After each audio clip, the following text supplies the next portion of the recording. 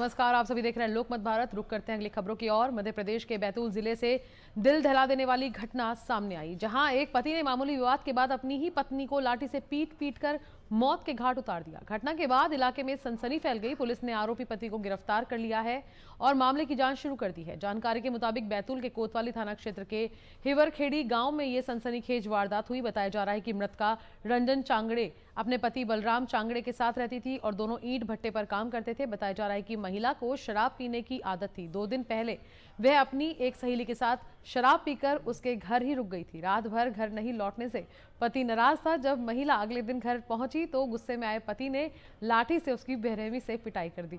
मारपीट में महिला को गंभीर चोटें आई। हालात बिगड़ने पर बुधवार शाम उसकी मौत हो गई। घटना के बाद पति ने खुद ही डायल 112 पर कॉल कर पुलिस को सूचना दी। सूचना मिलते ही पुलिस मौके पर पहुंची और शव को कब्जे में लेकर पोस्टमार्टम के लिए जिला अस्पताल भेजा गया।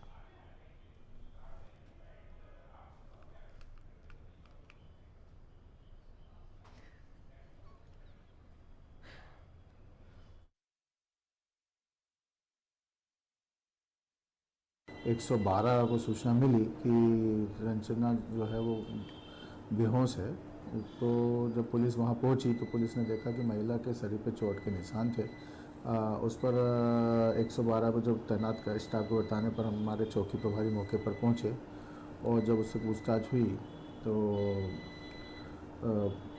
उसने बताया कि उसने 2 दिन पहले अपनी पत्नी के साथ मारपीट किया था और अन्य गवाहों से पूछने पर यह पाया कि 2-3 दिन से लगातार उसके साथ मारपीट कर रहा था। महिला का कहीं इलाज नहीं कराया था उसने और कल जब हॉस्पिटल लेके आए 112 ने तो डॉक्टर ने जो है उसे मृत घोषित किया। तेंदुखेड़ा में एसडीएम के पद पर तैनात पूजा सोनी अब जल्द ही आईएएस अधिकारी के रूप में देश की सेवा करती नजर आएंगी। प्रशासनिक जिम्मेदारियों के बीच पढ़ाई के लिए समय निकालना आसान नहीं था, लेकिन उनके दृढ़ संकल्प और मेहनत ने इसे संभव कर दिखाया। जैसे ही यूपीएससी 2025 का परिणाम घोषित हुआ, पूजा सोनी की खुशी का ठिकाना नहीं रहा। मीडिया से खास बातचीत में उन्होंने इसे अपने जीवन का सबसे सुखद पल बताया। पूजा की सफलता किसी संयोग का परिणाम नहीं, बल्कि वर्षों की लगातार मेहनत और समर्पण का नतीजा है। इससे पहले भी वे एमपीपीएससी में 3री रैंक और यूपीपीएससी में 12वीं रैंक हासिल कर अपनी प्रतिभा का लोहा मनवा चुकी हैं। वर्तमान में मध्य प्रदेश शासन में अधिकारी के रूप में अपनी जिम्मेदारियां निभाते हुए उन्होंने अपने आईएएस बनने के सपने को जिंदा रखा और आखिरकार इसे साकार कर दिखाया। पूजा सोनी का कहना है कि अगर किसी भी लक्ष्य को एकाग्रता, दृढ़ निश्चय और सकारात्मक सोच के साथ पाने की कोशिश की जाए तो शुरुआत में असफलता भले मिले, लेकिन अंत में सफलता जरूर मिलती है।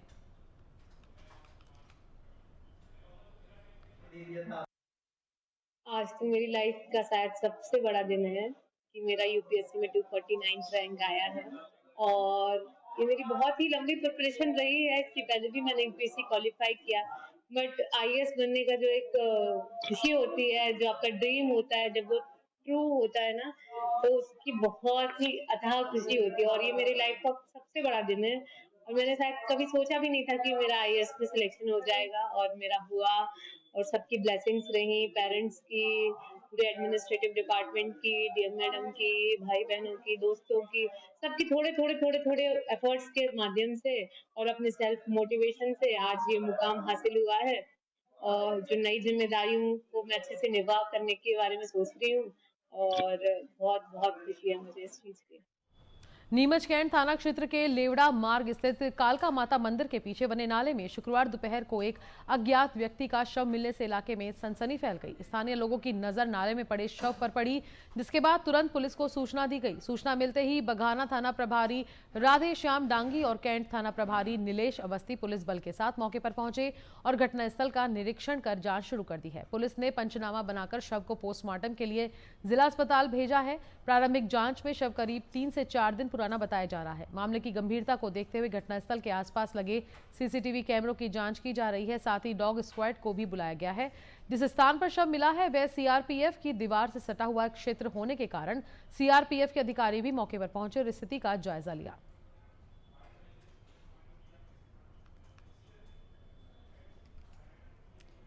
नीमच जिले के रामपुरा वन क्षेत्र से तेंदुए के हमले का एक सनसनीखेज मामला सामने आया है। यहां अपने घर में सो रही 70 वर्षीय बुजुर्ग महिला पर अचानक तेंदुए ने हमला कर दिया। हमले में महिला घायल हो गई, जिन्हें परिजन तुरंत कुकड़ेश्वर के शासकीय अस्पताल लेकर गए। वहां प्राथमिक उपचार के बाद उन्हें छुट्टी दे दी गई। घटना मनासा रामपुरा वन क्षेत्र से लगे सीमावर्ती गांव पालरी की बताई जा रही है। प्राप्त जानकारी के अनुसार गांव के बाहर बने एक मकान में दोपहर के समय तेंदुआ घुस गया। उस समय घर में नानी बाई सो रही थी। अचानक तेंदुए ने उन पर हमला कर दिया। महिला के शोर मचाने और आसपास के लोगों के हल्ला करने पर तेंदुआ महिला को घायल कर मौके से भाग गया।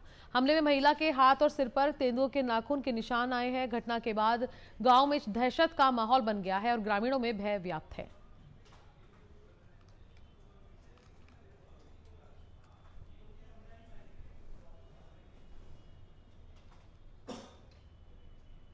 रुक करते हैं नीमच से अगली खबर की ओर, जहां पर जिले के जावत क्षेत्र की नया गांव पुलिस चौकी के गांव खोर में नाबालिग बच्चे के साथ दुराचार का गंभीर मामला सामने आने के बाद पूरे इलाके में भारी आक्रोश देखने को मिला। घटना से नाराज स्थानीय लोगों ने शुक्रवार शाम को आरोपी का जुलूस निकालने की मांग को लेकर खोर जावत रोड पर ग्रामीणों ने चक्का जाम कर दिया, जिससे यातायात बाधित हो गया। सूचना मिलते ही जावत थाना प्रभारी विकास पटेल सहित नीमच से अतिरिक्त पुलिस भर मौके पर पहुंचे, जहां ग्रामीणों को समझाइश की गई। दरअसल गुरुवार रात को आरोपी दीपक मेघवाल द्वारा 11 वर्षीय बालक, जो कि उसी के मोहल्ले में रहने वाला था, उसे बाइक पर बैठकर अपने साथ ले गया और घटना को अंजाम दिया। जब घायल बालक घर पहुंचा तो परिजनों को घटना की पूरी जानकारी दी।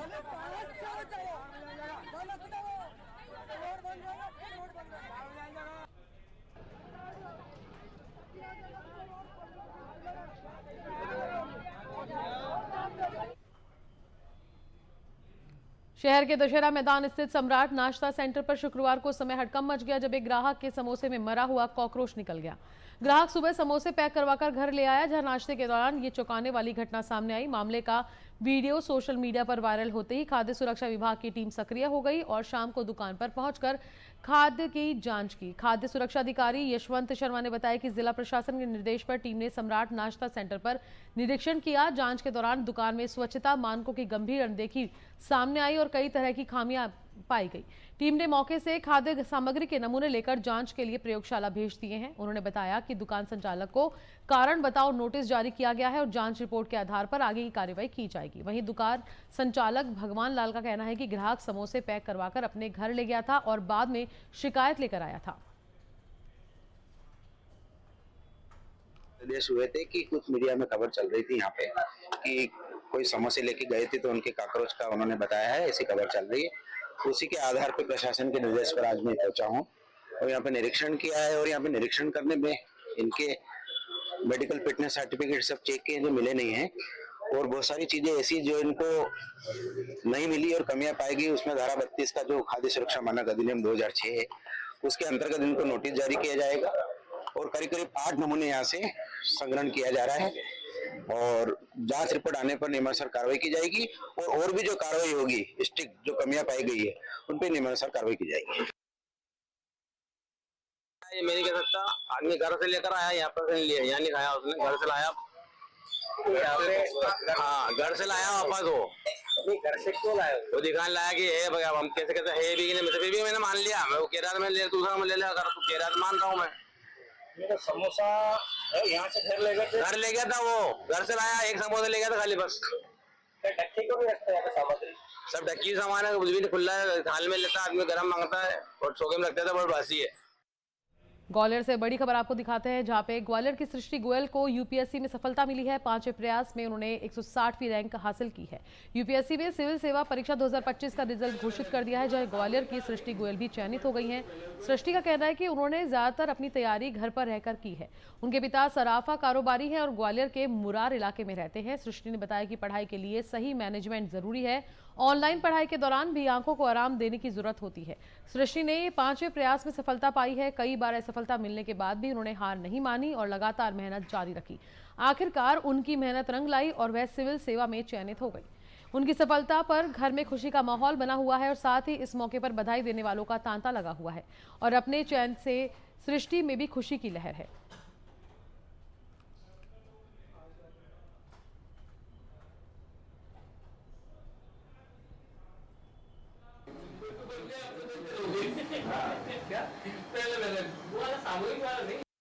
तो मुझे मुझे बहुत डिलाइटेड फील हो रहा है और बहुत रिलीफ फील हो रहा है कि जो इतना एफर्ट डाला था वो आज फाइनली सक्सेस के रूप में आया है। और एक्साइटेड भी हूँ जो आगे अब मुझे रिस्पॉन्सिबिलिटीज और अपॉर्चुनिटीज मिलने वाली है, तो इस रोल के लिए भी मैं बहुत एक्साइटेड हूँ। मेरी जर्नी थोड़ी लंबी रही है, ये मेरा 5th अटेम्प्ट था, तो डेफिनेटली मेरी जर्नी थोड़ी लंबी रही है, उसमें काफी अप्स एंड डाउन्स आए हैं। तो कई बार जब हमें बीच में इंटरिम सक्सेस मिलती है इन फॉर्म ऑफ मेंस और प्री, तो खुशी भी होती है, पर जब फाइनल लिस्ट में नाम नहीं आ रहा था तो बहुत टूट भी जाते हैं कई बार। बट वहीं पे जो फैमिली है, मेरे मम्मी पापा हैं, मेरे भैया है, मेरा छोटा भाई है, सबका बहुत सपोर्ट रहा है, मेरे टीचर्स फ्रेंड्स का। छड़ी ऐसा है कि इसको हम रोक नहीं पा रहे हैं। नहीं नहीं, हमारे बच्चों ने कभी ऐसा कोई काम ही नहीं किया कि हम डांटे।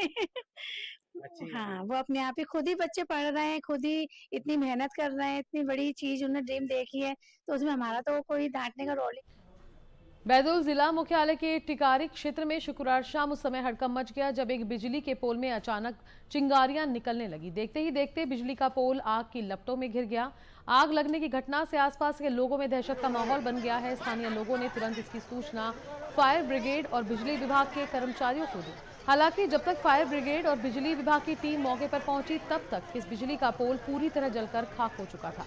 पोल के जलने से पूरे क्षेत्र की बिजली आपूर्ति बाधित हो गई और इलाके में अंधेरा छा गया। फिलहाल आग लगने के कारणों का पता नहीं चल पाया है। बिजली विभाग के कर्मचारी मामले की जांच कर रहे हैं।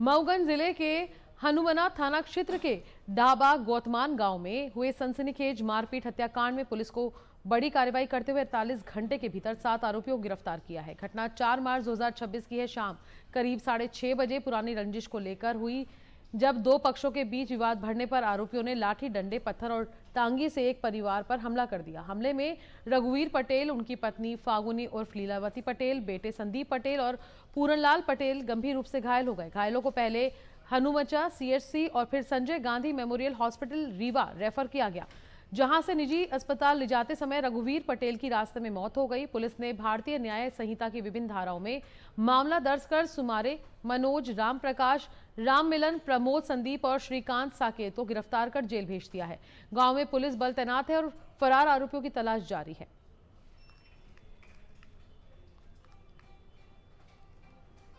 ये ढाबा गौतमान में जो घटना हुई थी, ये दो पक्ष का विवाद था जिसमें तत्काल पुलिस द्वारा एफआईआर की गई थी, जिसमें एक पक्ष में जो फरियादी थे पूरनलाल पटेल, उनकी तरफ से 15 नामजद आरोपी हैं इसमें, और एफआईआर में उनके द्वारा बताया गया कि पुराने विवाद को लेकर के मारपीट की गई थी, जिसमें हमने 7 लोगों को राउंड अप कर लिया है, जिसमें hard and blunt plus sharp object का भी यूज किया गया था।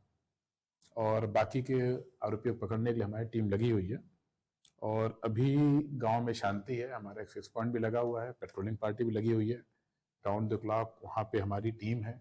सभी सीनियर ऑफिसर्स ने वहाँ पे विजिट किया है और लोगों से सभी से हमारी बातचीत हो रही है और हमने सभी से अपील की है कि जो सामाजिक समरसता उसको बना के रखें। धार जिले के आदिवासी बाहुल्य क्षेत्र के बाग के पक्षल सेक्रेटरी ने यूपीएससी में 8वीं रैंक हासिल कर बड़ी उपलब्धि हासिल की है। वे दिल्ली में रहकर आगे की प्रक्रिया पूरी कर रहे हैं। उन्होंने अपनी मेहनत और लगन के दम पर यूपीएससी में टॉप रैंक हासिल की है। पक्षल के पिता नीलेश सेक्रेटरी बाग में व्यवसाय करते हैं, जबकि उनकी माता दीप्ति सेक्रेटरी गृहिणी है। साधारण परिवार से आने वाले पक्षल ने कठिन परिश्रम और निरंतर पढ़ाई के बल पर यह मुकाम हासिल किया है। परिजनों के अनुसार पक्षल शुरू से ही पढ़ाई में काफी होशियार था और उसने अपने लक्ष्य पर पूरा फोकस कर रखा था। पक्षल की सफलता से बाग और धार जिले में खुशी का माहौल है। घर पर जश्न का माहौल है। बधाई देने वाले लोगों का तांता लगा हुआ है।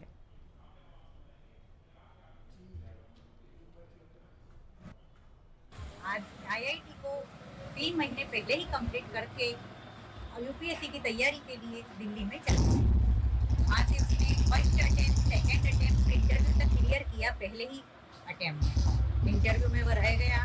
उसका वह साल बहुत दुखद लगा, लेकिन फिर भी उसकी हिम्मत थी, उसके पास जो जुनून था, उसकी जो हिम्मत थी, उसका श्रेय और उसकी सफलता उसी की मेहनत का परिणाम है। हमने तो केवल परमात्मा से प्रार्थना की है, असली मेहनत उसी की है और उसी की मेहनत राम लाई है। रंगों के पर्व होली के बाद बुरहानपुर जिले के ग्रामीण क्षेत्रों में आदिवासी समाज की अनोखी और सदियों पुरानी परंपरा आज भी निभाई जा रही है। समाज के लोग आकर्षक पारंपरिक वेशभूषा धारण कर नृत्य और गीतों के साथ गांव-गांव घूमते हुए घर घर जाकर फगुआ मांग कर रहे हैं। ये परंपरा लगभग 5 दिनों तक चलती है, जिसमें ग्रामीण जन स्वेच्छा से अनाज और अन्य सामग्री देकर इस परंपरा में भागीदारी निभाते हैं। होली के दूसरे दिन से शुरू होने वाली इस परंपरा में आदिवासी समाज के युवक और बुजुर्ग पारंपरिक वेशभूषा पहनकर ढोल मांदल की थाप पर नाचते गाते हुए गांव-गांव निकलते हैं और अलग-अलग रूप और रंग में सजे ये लोग घर घर जाकर फगुआ मनाते हैं, जिसे ग्रामीण खुशी-खुशी देते हैं। समाज के लोग ग्रामीणों द्वारा दिया गया अनाज और अन्य सामग्री सामूहिक रूप से एकत्रित करते हैं। बाद में इस अनाज को बाजार में बेचकर जो राशि प्राप्त होती है उसे परंपरा के अंतिम दिन सामूहिक भोज का आयोजन किया जाता है। ये परंपरा आदिवासी समाज में आपसी भाईचारे, सहयोग और सांस्कृतिक एकता का प्रतीक मानी जाती है। सदियों से चली आ रही है परंपरा आज भी बुरहानपुर जिले के ग्रामीण क्षेत्रों में पूरे उत्साह और श्रद्धा के साथ निभाई जा रही है, जिसमें युवा से लेकर बुजुर्ग तक बढ़ चढ़ कर भाग ले रहे हैं।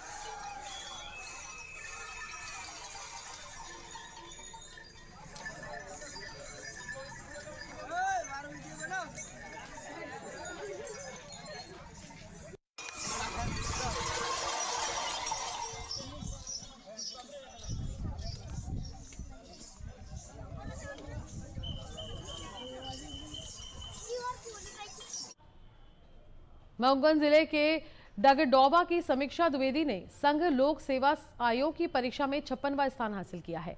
अपनी सफलता का श्रेय अपने माता पिता को देते हुए समीक्षा ने बताया कि उनकी प्रारंभिक शिक्षा इंदौर से हुई, उच्च शिक्षा के लिए वे चेन्नई गई और उसके बाद IIT में दाखिला लेकर वे मल्टीनेशनल सॉफ्टवेयर कंपनी में काम कर रही थी। इस दौरान उन्होंने संघ लोक सेवा आयोग की परीक्षा की तैयारी भी जारी रखी। समीक्षा के मुताबिक उनका चयन 5वें अटेम्प्ट में हुआ है। इससे पहले वह UPSC की 4 परीक्षाओं में प्रतिभागी रह चुकी।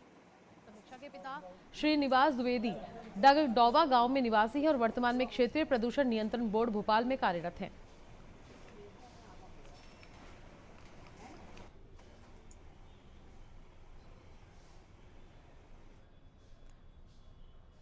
रीवा में बदमाशों के हौसले बुलंद होते नजर आ रहे हैं। बिछिया थाना क्षेत्र स्थित चिरहुला नाथा मंदिर हनुमान मंदिर गेट के सामने असामाजिक तत्वों ने जमकर तांडव किया। यहां एक युवक को गौतम बस से जबरन नीचे उतारकर करीब 10 से अधिक लोगों ने सरेराह लात घूंसों से बेरहमी से पीटा। बताया जा रहा है कि युवक बस से कहीं जा रहा था, तभी कुछ युवकों ने उसे जबरन बस से नीचे उतार लिया और सड़क पर ही घेरकर मारपीट शुरू कर दी।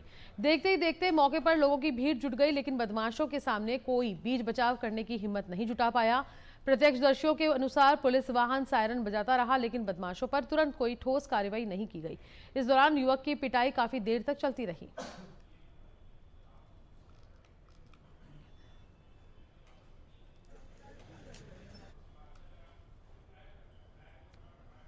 इंदौर के सांवे रोड स्थित आशा कन्फेक्शनरी कंपनी के बाहर शनिवार सुबह कर्मचारियों ने वेतन वृद्धि, बोनस और अन्य सुविधाओं की मांग को लेकर प्रदर्शन किया। कर्मचारियों का आरोप है कि लंबे समय से उनकी मांगें अनसुनी हो रही है। कंपनी के मालिक के बेटे संस्कार दरियानी ने कर्मचारियों के साथ मारपीट भी की है। कंपनी प्रबंधन ने इस आरोपों को खारिज करते हुए कहा कि कर्मचारियों ने फैक्ट्री में जबरन घुसकर तोड़फोड़ की और कुछ लोग राजनीतिक कारणों से माहौल खराब कर रहे हैं। प्रदर्शन के बाद कर्मचारी बाणगंगा थाना पहुंचे और शिकायत दर्ज करवाई। मामला कानूनी कार्रवाई और लेबर कोर्ट तक पहुंच सकता है।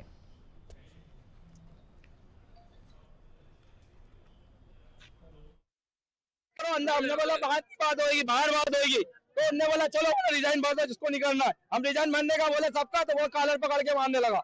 ये स्थिति है। अरे यार एक मिनट भैया यार, 2 साल होने आ गया, बोनस नहीं मिला, सरकारी छुट्टी है नहीं मिल रही है। 1 सेकंड अगर हो गया तो 10 बजे का टाइम डाल देते हैं। शाम को भले कितने घंटे रोज काम करते हैं? 12 घंटे की ड्यूटी हो रही है। 12 घंटे की ड्यूटी। कितनी सैलरी रोज मिलती है आपको? 12,000 रुपए। अच्छा, कितने सालों से काम कर रहे हैं आप? हमें 8 साल हो गए। 8 सालों से। कितने वर्कर हैं यहाँ पर लगभग? वो सारे कम से कम 1000 हो गए। अरे आजा भैया सामने। हाँ, 1000 है 1000। अब आप क्या करेंगे? आज मारपीट हुई क्या किसी के साथ? मारा ना, वो भैया को मारा, संतार भैया ने मारा। संतार भैया ने मारा है। अच्छा, हाँ, महिलाओं के साथ क्या बदलता है? उनको मारा तो हम लोगों को नहीं मारे, लेकिन हम तो पीछे थे। कुछ नहीं, कुछ वर्कर सैलरी की डिमांड कर रहे हैं कि सैलरी इंक्रीज की जाए। अप्रैल में इंक्रीज होती है सैलरी, जो सालाना वेतन होता है, जो हायर सैलरी के लोग हैं। तो कुछ 5-10 लोगों ने आज गेट पे सारे वर्कर्स को रोक लिया। लेडीज अंदर आना चाहती थी, उनको भी अंदर नहीं आने दिया। जो लड़के अंदर आना चाहते स्वेच्छा से, उनको अंदर नहीं आने दिया। जब बोला गया क्या प्रॉब्लम है, बात कर लेते हैं बैठ के, तो मेरा बीच वाला बेटा संस्कार बाहर आया तो उस पर उन्होंने हाथ उठाने की कोशिश करी और ये उपद्रव किया, पूरे कांच वांच फोड़ दिए, दरवाजा तोड़ दिया है। तो अब हम एफआईआर कराते हैं और जो लोग बात करना चाहते हैं, हमने कहा बात कर लो, बात करने को तैयार नहीं। अभी हमने पुलिस कंप्लेंट करी, इसको देखा तो सैलरी इंक्रीज का मामला और कुछ भी नहीं है। सर, मारपीट की घटना को लेकर भी लोगों ने आरोप लगाए हैं। अगर आरोप लगाया तो कोई एविडेंस दीजिए। कोई पहली बार तो ऐसी चीजें हुई नहीं कि कोई कुछ भी बोलेगा। ऐसे तो मुंह से कोई भी कुछ बोल सकता है। यूपीएससी में रूपल जायसवाल ने 43वीं रैंक हासिल की है। 6 मार्च को यूपीएससी का रिजल्ट आने के बाद रूपल जायसवाल को बधाई देने के लिए लोगों का तांता लगा हुआ है। सांसद ज्ञानेश्वर पाटिल ने भी मोबाइल पर रूपल को बधाई देते हुए उज्जवल भविष्य की कामना की।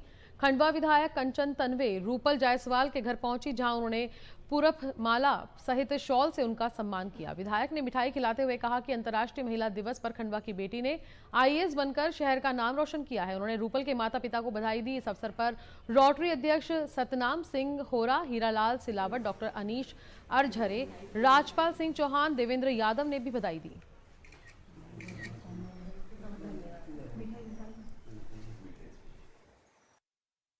पूरे संसदीय क्षेत्र की जनता की तरफ से बहुत आशीर्वाद और बहुत शुभकामनाएं। पूरी बेटियों के लिए एक बहुत अच्छा प्रेरणा देने वाला काम आपने किया है। आपको, मम्मी पापा को, आपके गुरुजनों को, सबको ढेर सारी शुभकामनाएं। चलो, बहुत अच्छे। Thank you sir. ठीक बेटा, मैं खंडवा आऊंगा तो मिलूंगा बेटा ना। ठीक ठीक ठीक ठीक ठीक ठीक।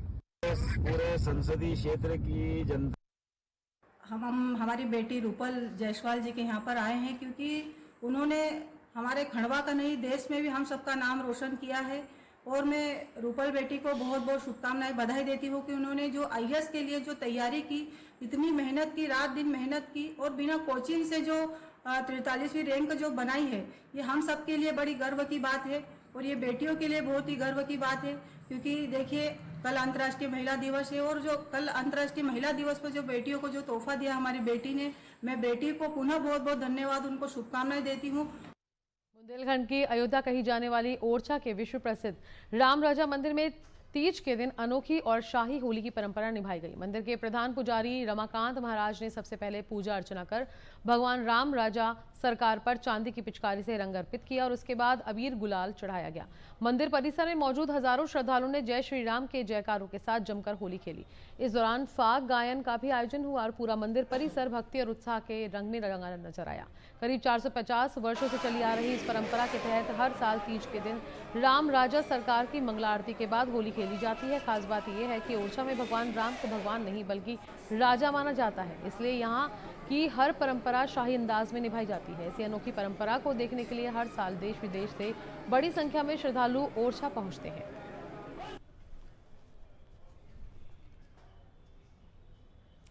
रीवा जिले के सेमरिया थाना क्षेत्र अंतर्गत चकदेही गांव स्थित एक शिव मंदिर में प्राण प्रतिष्ठा कार्यक्रम में शामिल होने पहुंचे डॉक्टर राघवाचार्य महाराज ने मूर्ति पूजा और सनातन धर्म पर अपने विचार व्यक्त किए।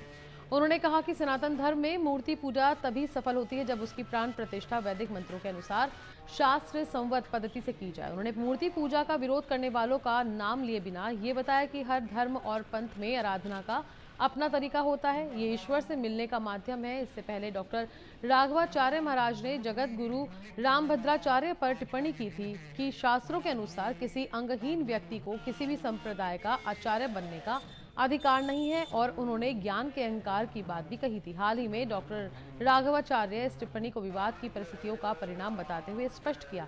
इस अवसर पर उन्होंने धार्मिक परंपराओं की और मूर्ति पूजा की महत्ता पर जोर दिया।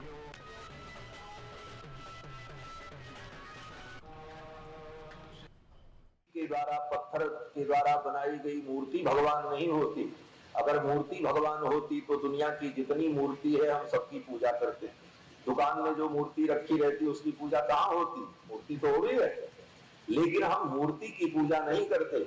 उस मूर्ति में जब हम मंत्र के द्वारा, विधि के द्वारा, भावना के द्वारा भगवान का अनुभव करते हैं, प्रतिष्ठा करते हैं, तब उन भगवान की हम पूजा करते हैं। मूर्ति की पूजा हम कहाँ करते हैं? मूर्ति तो बहुत सी है, संसार में कितनी मूर्तियां दुकानों में रखी हैं। आप आपके ही घर में कितनी फोटो कितनी मूर्ति कमरे में लगी रहती है, लेकिन आप उन फोटो मूर्तियों की पूजा थोड़ी रोज करते। पूजा उन्हीं मूर्तियों की होती है जिन मूर्ति में विधि पूर्वक भगवान की प्राण प्रतिष्ठा होती है। खबरों में फिलहाल इतना ही। बड़ी अपडेट्स के लिए देखते रहिए लोकमत भारत। नमस्कार।